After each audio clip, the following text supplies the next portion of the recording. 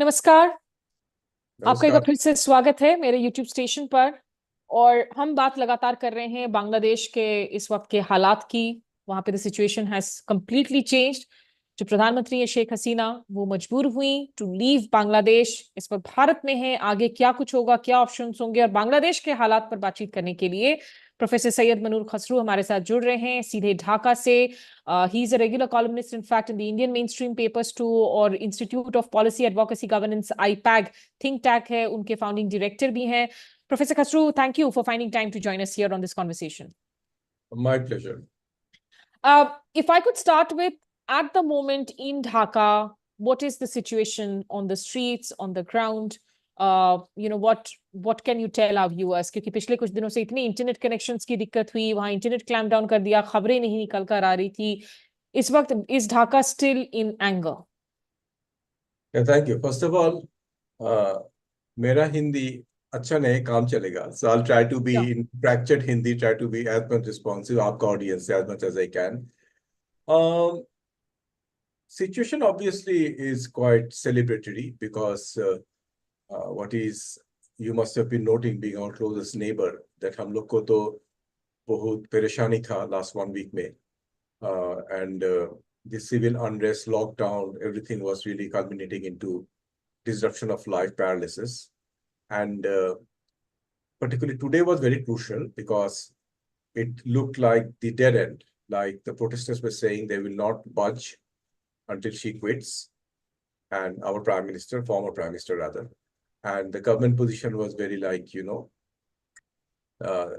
this is all working of Jamaat BNP, and they're not going to put up with it. So to put things into context, actually, it started with a very simple quota reform movement, and it could have been handled very easily within 3 to 4 days. But the government completely misread, misunderstood, and to make things worse, went unnecessarily heavy-handed with young people. And by trying to give this image, this is about Jamaat BNP, they completely lost track of the sentiment of the general students. So it was start a non-political movement initially. But then as things went on, heavy-handed tactics, shooting, killing, that all completely changed the scenario. So even after the Supreme Court judgment came in favor of the quota movement, by that time the damage was done. And so general student, and even if I assume for the sake of discussion, some political elements were mixed, what Army League was claiming, Jamaat BNP, it was an overall response. So parents, cultural activists, everybody joined in. And some of the unfortunate language the former prime minister chose were very insensitive and very hurtful. So that triggered.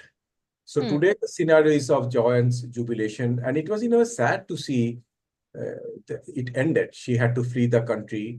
Then her home was ransacked, people looting. Typical scenes you see in those kind of situations when you have very despots leaving the country. But not what we expected, because there have been some good work done during her time. Some economic progress has been done, to be fair to her. But that was completely swept aside by last 2-3 weeks things. So the situation on this is the ground. And as you know, even as we speak, the army has stepped in trying to put in an interim government, which hopefully will transit to election. How long will it take? We don't know. It's very too early stage. The army chief came out to the media and said that he needs few days time to put things together. But I think one thing I should mention, our army is a little different than Pakistan army. They do not really want to get dragged into politics. I mean, they try to maintain a distance. In this situation, it was totally out of control. So they had to do the minimum. And the statement by the army chief was very measured and balanced. So let's see what happens.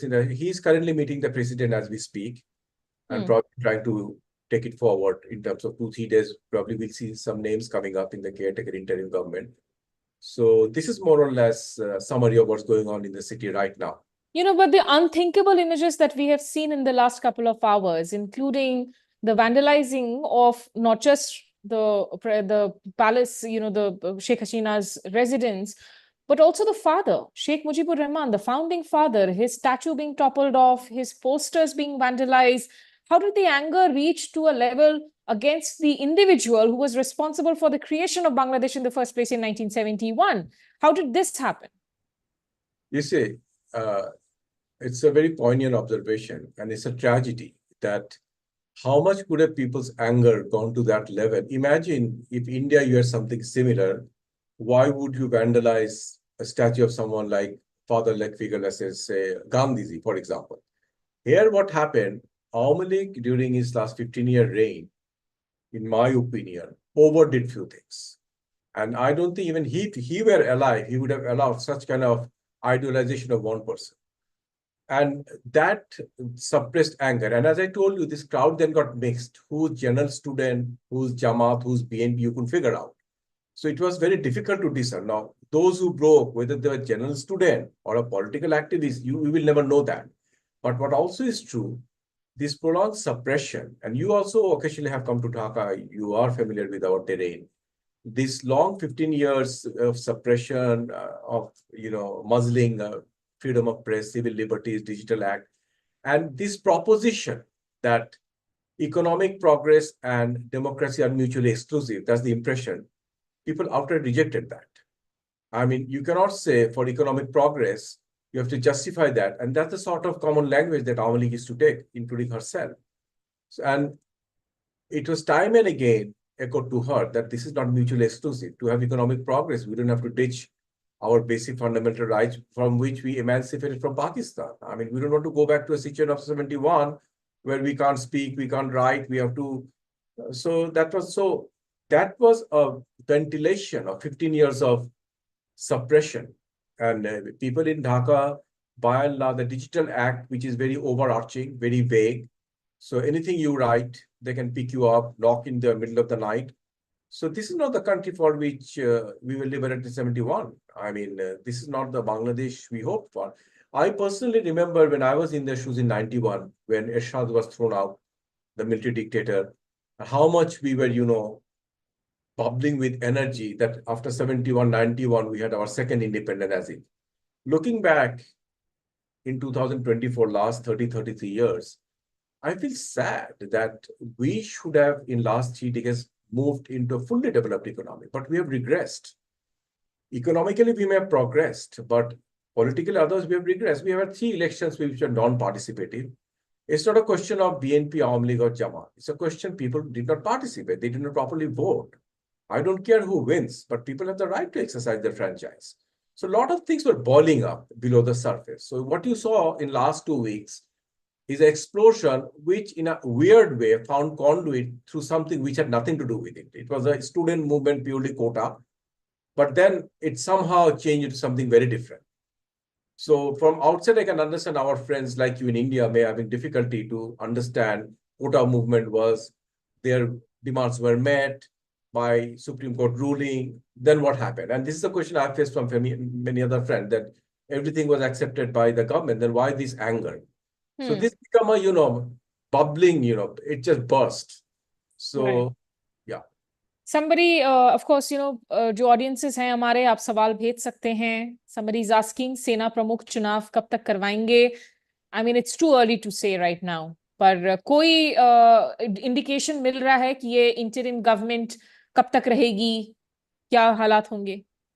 Too early to say, but मेरा ये लगता है it won't be 2 years like before. Last time हम लोग को जो हुआ था 2007-8 में 2 years था. But I think army has become much smarter. उन लोग को नहीं चाहिए to stay more than necessary. But the problem is to have a free and fair election. The way the administration, everything has been politicized, to bring it to a minimum level of functionality for a free fair election will need some basic changes, reform. So it can be, in my estimation, not less than 6 months, because quite a bit of, if you're in power for 15 years, and if you have completely politicized the entire machinery, whoever comes in next, it's not that easy. So मेरा तो इस तरफ लगता है minimum 6 months, but maybe not as long as 2 years, जो जब तक हुआ था last time 2007-8 में. And as I said very clearly, our army is not just different. So they will be there for the minimum required, but they are not in our current. Takhta palat nahi karenge. It's not going to be an army coup per se. Army No. will give way to another government, is what you're saying. Right. And the army chief also, the current one, is known to be very professional and has a very good track record. So he's not, again, I mean, it remains to be seen, not even 24 hours have passed by, but I wouldn't expect anything unnatural. So interim government, and it's a tricky situation. If it is a national government, all party government, it will be very difficult to give any position to Awami League, because the way people are angry to even, and of course they are one of the largest party. So, but it will be very difficult to put them into, that, because of the anger and the people have about them. And the sad part of Awami League is, it's a grassroots-based solid organization, has a lot of popular appeal, led the war of liberation. It has a lot of solid credential, absolutely. But in the last 15 years, they have messed it up. And our Prime Minister's lenient tendency, particularly toward the student wing Chhatra League, that led to lot of wrongdoings, anger.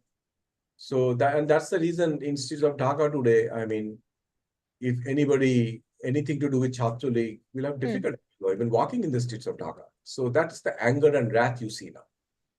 So I have more questions coming in for you, Professor Syed Munir Khasru. Somebody, Ahmed Raza Khan, of course, is saying that it looks like it was dictatorship in the garb of democracy, a continuation of the times pre-1971. And is it a coup, a soft coup, or the edifice of Hasina? I mean, the point is that she was being seen as the secular face of a democracy, of an Islamist democracy abroad, but at home she had become a dictatorial leader. I mean, I think even internationally that image was opened. A few months back, Time magazine brought out a story on her, and the title was Prime Minister Hasina's Hard Power. So globally, it was becoming very obvious that she's going very hard way. And she went viral saying, I believe in absolute power. She herself said that. So it's not that you and I are talking about it. So that absolute concentration of power in one person and the sort of manner she chose to deal with it, including the latest student movement, led to it. So yes, it was some form of definitional democracy. But I'm not sure how much you can call it democracy when elections are not participative, when you're not comfortable expressing your views. So yeah, whoever gentleman may have commented, in a way, he is being very close to truth. It was democracy under the clothes, some very autocratic situation. And it's not uncommon. It happens in developing countries, but we didn't expect it in Bangladesh because in socioeconomic parameters, we were doing well. So it's sad that in spite of some of the good work she has done, she had to live like this. And I can say she's to blame herself because she was aware of it, but probably she becomes so confident in the 15 years cementing of power.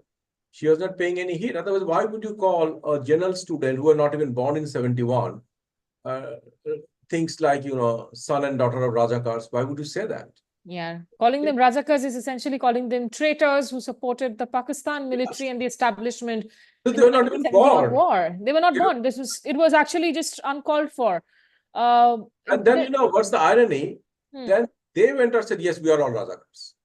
So it just backfired. So what was a term connoted for the collaborators with Pakistani army, which is this is the term very derogatively in Bangladesh.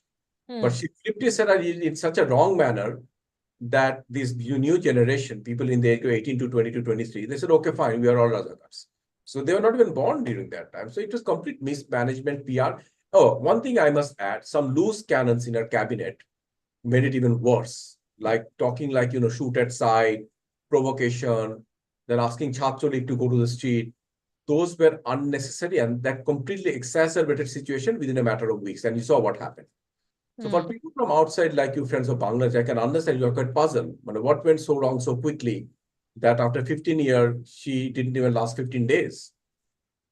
I think there's a very strong message there, for leaders who continue to be in power for a very long time, that sometimes when you have this kind of an anger and a protest in a country which you claim is a democracy, you listen to the citizens instead of trying to label them constantly from the word go, instead of Right. trying to say that this is being essentially provoked by external forces. Nobody's denying that when there is problem, when there is trouble within a nation, there could be multiple people, people trying to fish in troubled waters.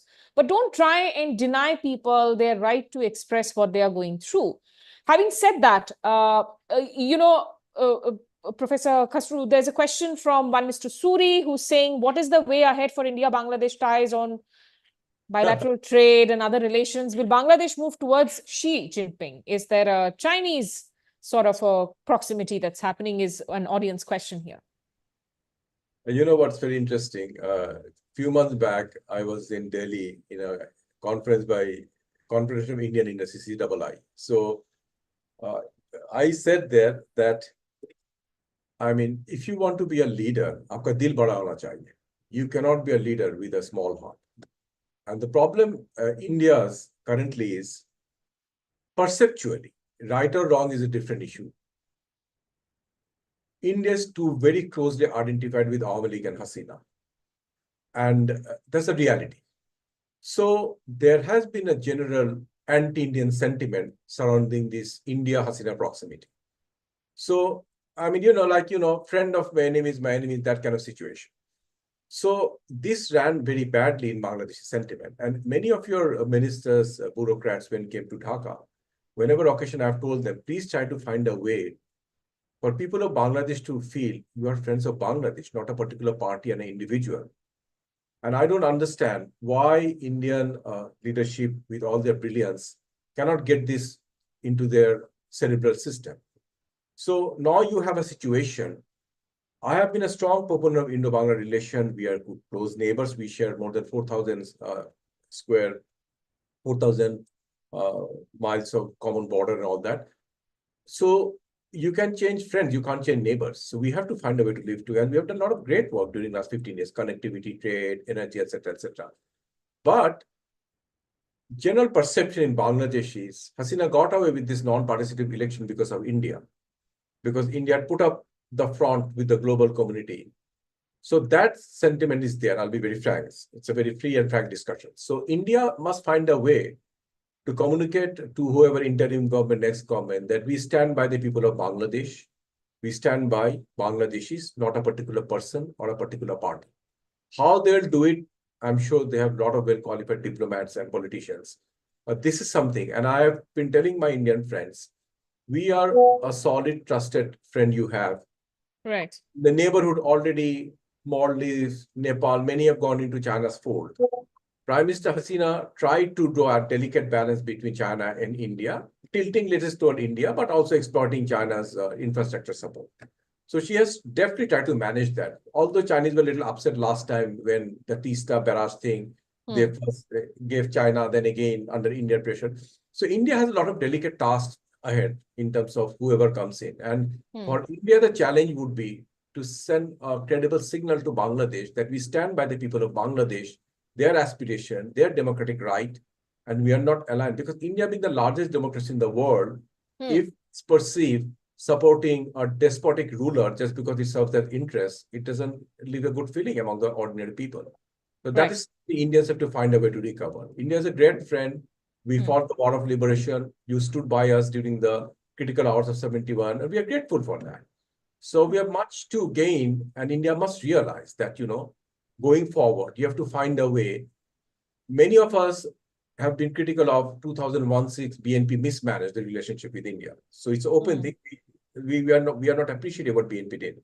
At the same time, when Awami League came back, the way they ran the country in many cases, India just turned a blind eye and in many cases supported things which people were not connected. So India definitely has a task ahead as far as Bangladesh is concerned. That's my opinion. There's a quick question that Sumit Bhatia wants to ask. It's about, this entire demand for government jobs to begin with.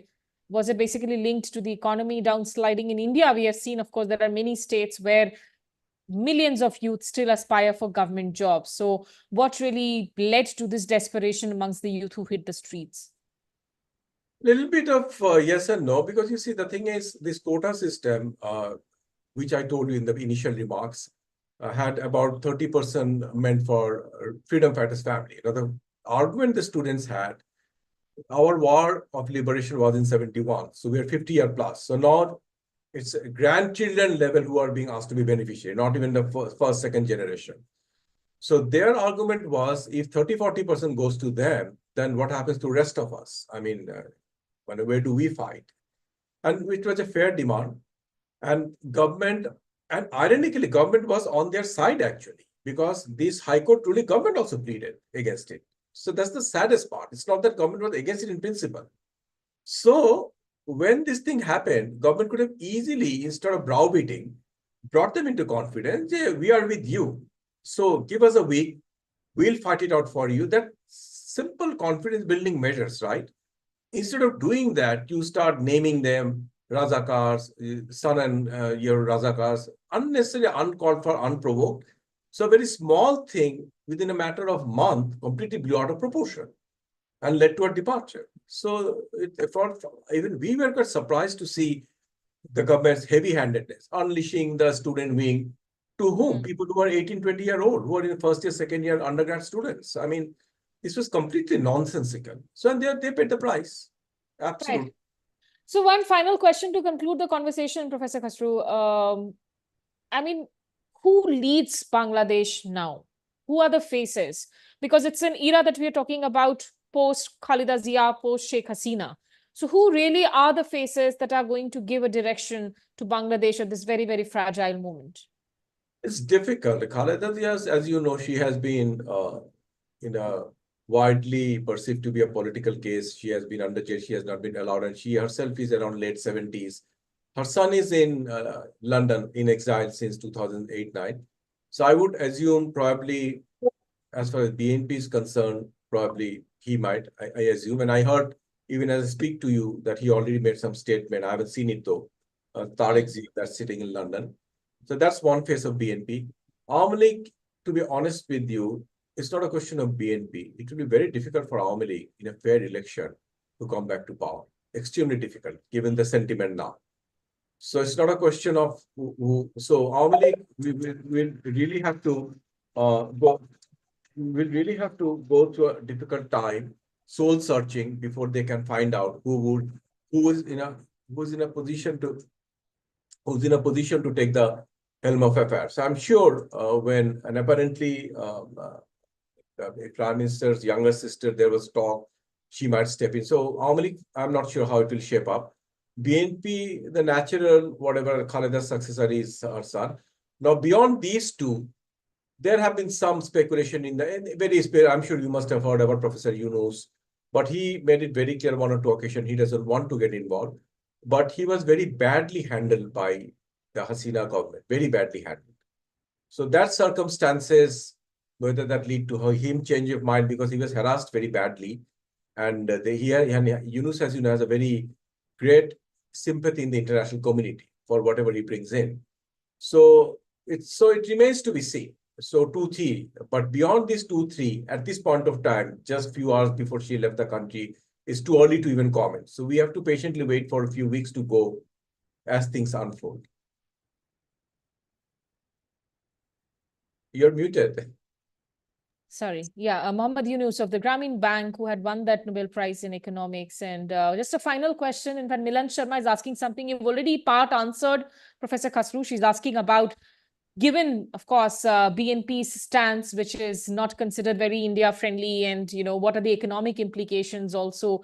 But before the economic implications, I know you mentioned that India was really, and it has been a problem area, India was investing all its eggs literally in one individual, in one basket. But I do understand that, you know, the Indian High Commission was hosting BNP leaders. Do you think for the BNP also, there will be some introspection if they come back to power to not repeat the hostility towards India of the past?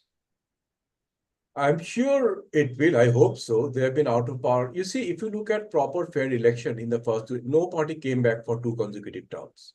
First BNP, Awami League, then BNP, because generally, as it happens in this part of the world, people are very strongly anti-establishment. So it's very difficult for you to come 2 terms. Usually, it hasn't happened.